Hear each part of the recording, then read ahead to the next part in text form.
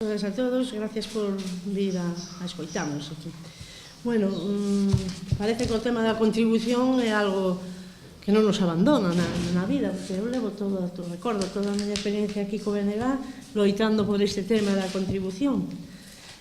O IBI, e agora mismo temos que presentar unha moción por mor de que se as cousas non se fan como se deben facer en condicións, vai nos aumentar aínda máis este ano, como se non fora suficiente, con o 60%, o 0,60, non? O que marcan para este ano.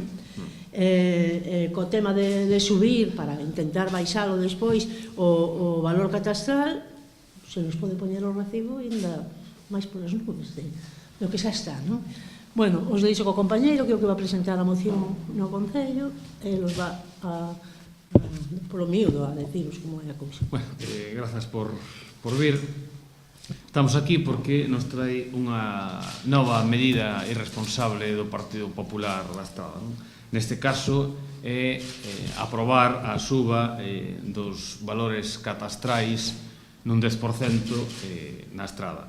En vez de reflectir a realidade catastral, a realidade do mercado inmobiliario, que todos os estudios falan de que se reduceu entre un 40% e un 60%, o Goberno Municipal aproba, amparándose no apartado 2 do artigo 32 do texto refundido da Lei do Catastro Inmobiliario, un incremento do 10% dos valores catastrais.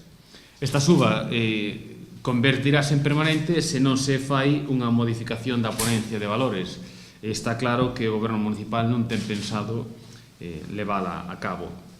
Segundo o alcalde, o señor López, esta solución máxica faría baixar o recibo da contribución ao pasar ao 0,4 o tipo impositivo, pero non hai nada na lei que diga que isto é de xeito automático. E máis, se temos en conta o que di a disposición adicional 13ª do texto refundido da Lei Reguladora das Facendas Locais, que di textualmente: nos concellos nos que resulte de aplicación o previsto do artigo 32.2 do texto refundido da Lei do Catastro Inmobiliario, que é o caso da Estrada, o prazo para aprobar ou publicar o tipo de gravamen do IBI amplíase ata 1 de marzo do exercicio no que se aplique ao correspondiente coeficiente.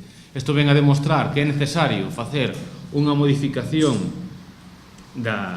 deste coeficiente, polo cual hai que aprobar unha nova ordenanza, neste caso de urxencia, para levar a pleno esta nova tipo impositivo.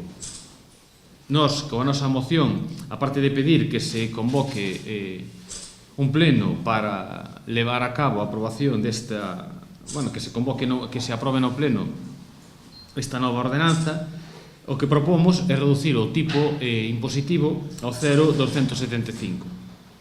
Deste xeito, cúmplese a lei porque se incrementaría nun 20% o que pagarían os veciños con respecto ao ano 2011, o cual se cumple o que di o Real Decreto Lei 20-2011, onde fixa un incremento para o ano 2012-2013 dun 10% con respecto ao ano 2011 e para o ano 2014-2015 outro 10%, co cual se cumpliría este incremento do 20%.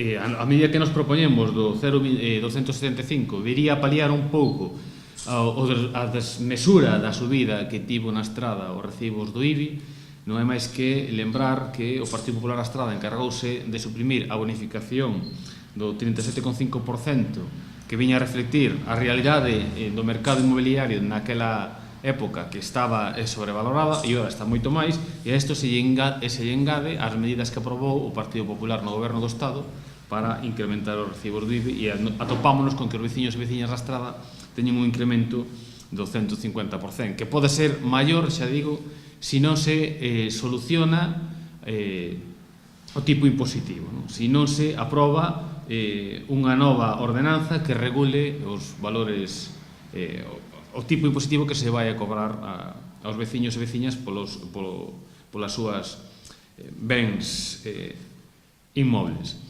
Imos a convocar tamén unha reunión informativa o vindeiro mércores día 5 para dar a coñecer aos veciños e veciñas cal é a nosa postura e cal é a solución, desde o noso punto de vista, a esta a este problema do IBI.